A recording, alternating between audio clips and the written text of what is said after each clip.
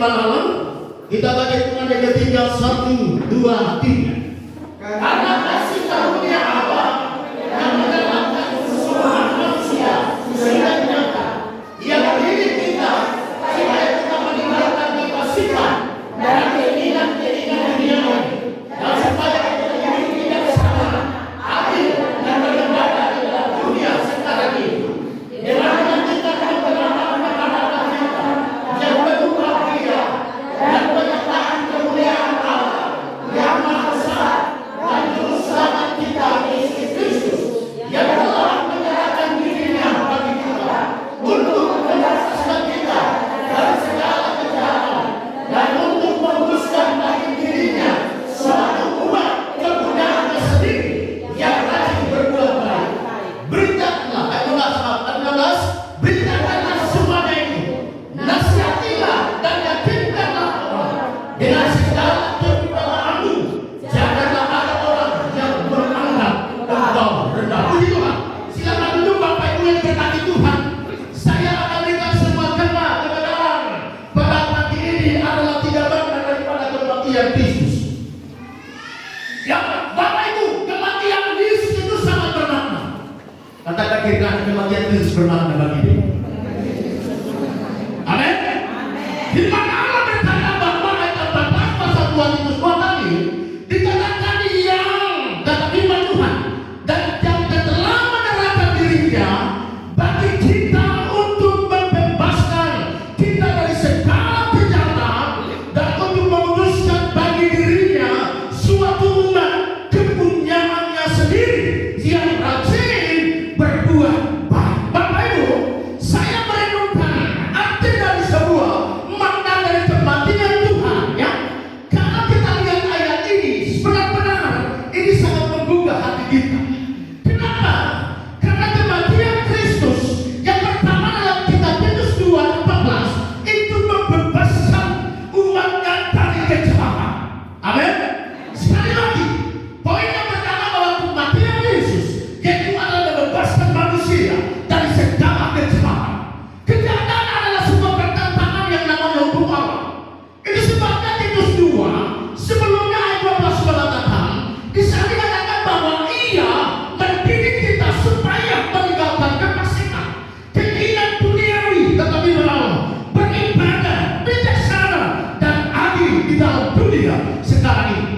Nah, kata umat, saya membaca dan saya menulis di sini bahwa umat dalam semua bahasa, ya, dalam arti yang lain itu disebut dengan sebuah nama Precious, artinya satu-satunya. Katakan amin. Kalau kita hari ini Bapak Ibu lihat Yesus yang telah mati, di mana Dia memberi dirinya untuk daripada dan dari 11, karena Dia tahu kita adalah satu-satunya orang-orang yang diselamatkan oleh Tuhan. Karena satu-satunya adalah kata yang namanya spesial. Amin Bapak Ibu. Karena satu-satunya adalah kata yang namanya berharga. Sebab itu Bapak Ibu, kalau kita pada hari ini menikmati karya penebusan Allah, karena kita umatnya satu-satunya. Amin. Kenapa bangsa-bangsa di dunia ini hanya Israel disebut kepunyaan? Kenapa dalam dunia tidak ada bangsa yang lain yang menjadi kepunyaan satunya dan umat pilihan? Karena Dia tahu, karena itulah umat kepunyaannya. Dan hari ini saudara saya adalah satu-satunya kepunyaan Allah. Itu sebabnya Dia rela memberikan anaknya Yesus harus mati. Ya, tidak ada yang namanya mau atau tidak mau. Yesus harus mati. Dia harus mengorbankan anaknya, kata firman Allah. Dan firman Allah berkata, kenapa? Karena Dia rindu umatnya itu menjadi satu-satunya adalah miliknya. Haleluya. Yang kedua, sebuah kata yang diambil dikatakan bahwa umat itu adalah Precious, itu ada kedua sangat menarik. Kata kiri kanan sangat menarik. Katanya umat itu sangat menarik. Lihat wajah masing-masing. Kau sangat menarik tanpa Tuhan Tuhan. Amin. Ada spesial. Itu sebabnya pujian ku kasihan. Kenapa? Di wajahmu ada kemuliaan. Kalau ada Tuhan punya kemuliaan pasti menarik. Dia saya hitam pasti menarik. Yang penting untuk Tuhan. Amin Bapak Ibu. Karena itulah Ia menyerahkan dirinya. Apa alasannya? Firman Allah berkata, karena Ia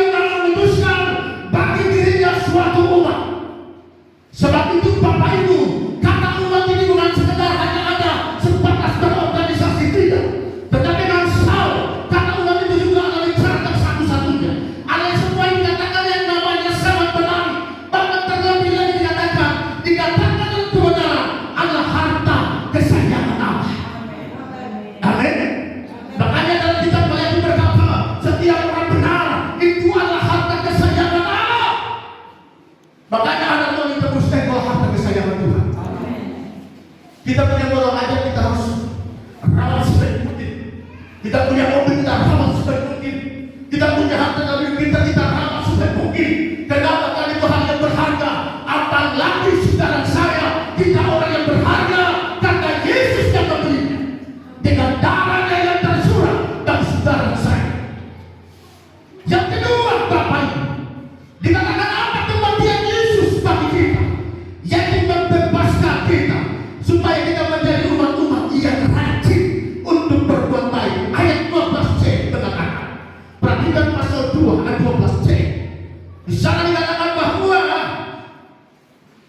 ia mendidik kita supaya kita meninggalkan kefasikan dan hidup duniawi, supaya kita hidup bijaksana, adil dan beribadah di dunia sekarang ini. Ayat 14 bagian yang mengatakan bahwa dari segala kejahatan dan untuk memutuskan dari dirinya suatu umat kepunyaan sendiri yang rajin berbuat baik. Iya, keselamatan itu adalah kasih karunia, tetapi Allah rindu dan keselamatan yang Allah berikan, kita harus berbuat yang namanya apa yang baik.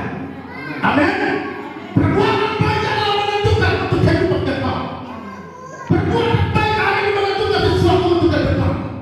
Sebab itu Bapak Ibu, kenapa Paulus makanya mengatakan kepada Timotius supaya engkau jangan dianggap rendah, tetapi harus beribadah. Amin. Tidak jadi sebuah ukuran engkau muda, usia yang muda, tidak. Tetapi ukuran dalam diri kita adalah bagaimana kita mempertahankan kewibawaan, menjadi bertahan, menjadi karam, menjadi terang, menjadi kota yang terletak di atas gunung. Dan itu dijual Allah karena penebusan. Sehingga mahal Bapak. Ini tidak sesuatu yang mudah, ya. Dan mari kita renungkan hari ini satu persatu bahwa kami yang berkati ya Tuhan, yang pertama menjadikan kita umat yang di dalamnya menjadi umat yang satu-satunya, menjadi umat yang berlari ke depan Allah, menjadi umat yang menjadi harta kesayangannya. Dan yang kedua, kematiannya adalah supaya kita bisa mampu melakukan yang baik. Amin. Karena keselamatan itu Bapak Ibu, tanpa hal yang kita lakukan sebuah tindakan dalam keselamatan, maka sia-sia keselamatan itu. Tetapi kalau dilakukan dalam sebuah tindakan, saya percaya karena Yesus tidak akan sia-sia. Maka Yesus berkata, apa yang Tuhan berikan kepadaku tentang kasih karunia-Nya, aku tidak akan menyia-nyiakan. Amin. Karena itulah manusia. Seringkali kita terjadi.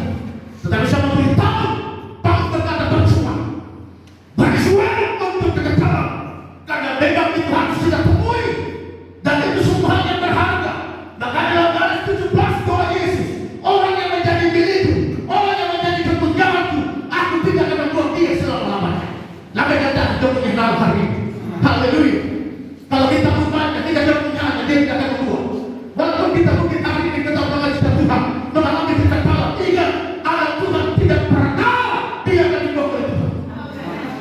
Tapi mengatakan bahwa malaikat itu adalah manusia roh. Mereka menyembah Allah, tetapi ketika mereka bersalah mereka akan dibuang. Tapi Allah percaya manusia, dia melakukan dosa dan pelanggaran, ini satu cara. Amin. Dia mengambil dan merangkul setiap orang berdosa. Artinya manusia itu istimewa di hadapan Allah. Sehingga dia sedang mati, dia harus mati karena supaya mengasihi saudara saya. Kita menjadi kebutaan dan dia mau kita melakukan yang namanya kebaikan selama kita ada dalam dunia ini. Yang terakhir Bapak, kematian Yesus yang supaya kita tidak lagi hidup dalam kebesaran. Katakan amin. Mengapa? Dalam ayat 12 yang mendidik kita supaya meninggalkan kebesaran. Kenapa yang tidak mau manusia Tuhan itu dalam kebesaran? Kita lihat Mazmur pasal 5 ayat ini.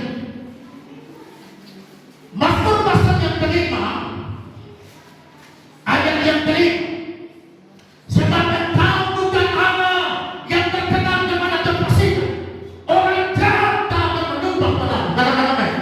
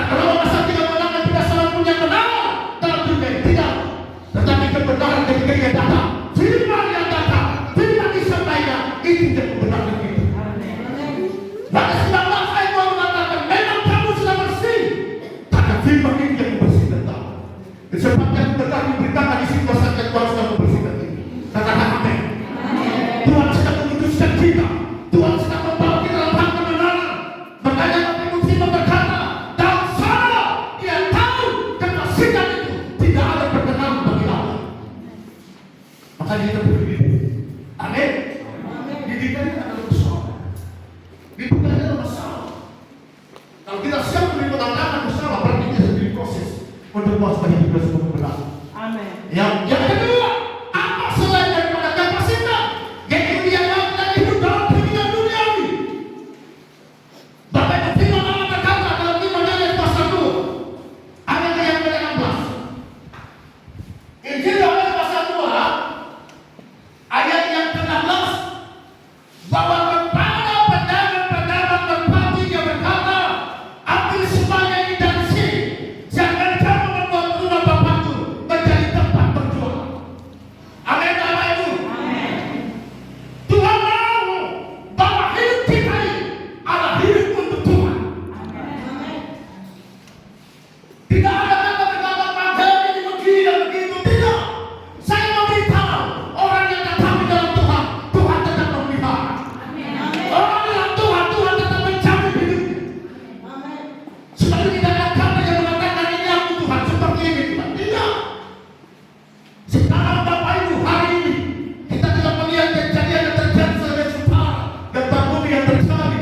Mungkin di sana sudah kita ada di sana, mereka dengan takut dan cemas, bimbang, putus asa. Bapak Ibu, kami punya orang tua di Kalimantan, beda sama kami. Bagaimana kamu dari sini? Seakan-akan aman, Pak. Sampai aman akan kita lalu. Kenapa? Karena kami percaya punya Tuhan. Haleluya. Telah lari kemana? Anak-anak bagaimana telah lari kemana?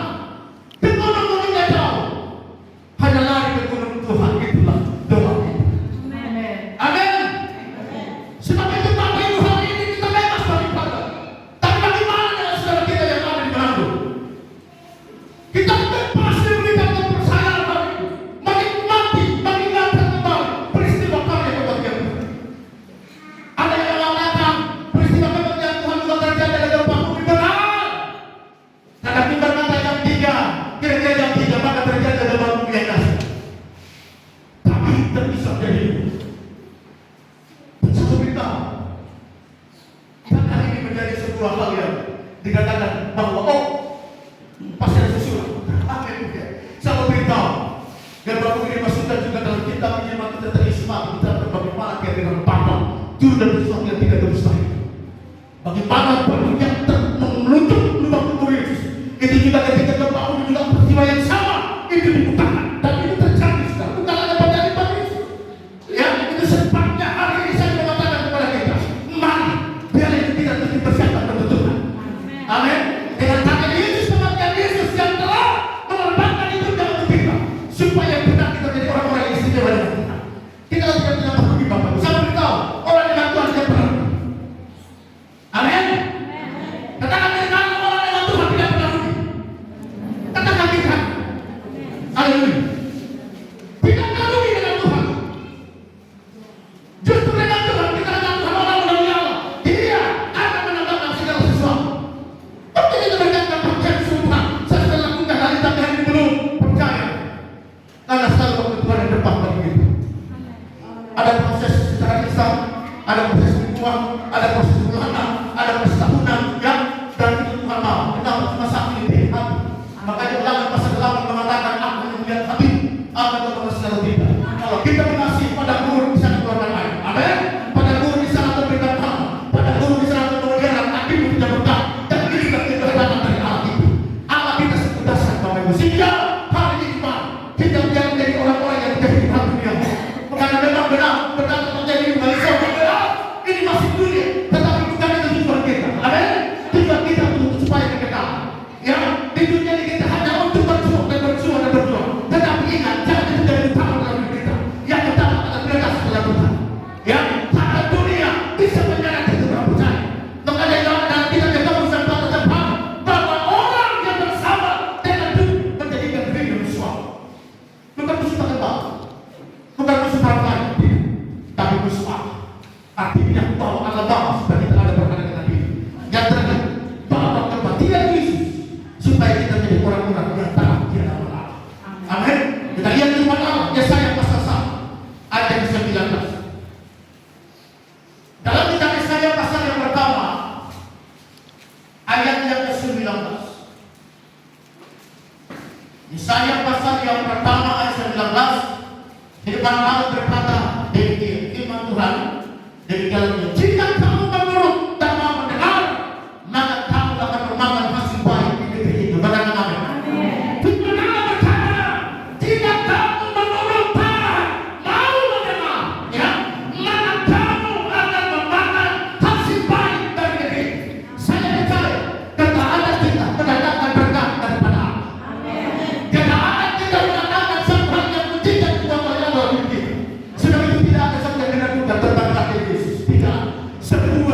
tetapi di atas kayu salib. Artinya apa yang membuat tidak ada keselamatan dia berikan. Ya, bicara tentang pengampunan yang sudah berikan, bicara tentang kasih yang sudah berikan, semuanya dia berikan. Itu sebabnya Bapak Ibu biarlah ini kita ada beri untuk kemuliaan dari Tuhan.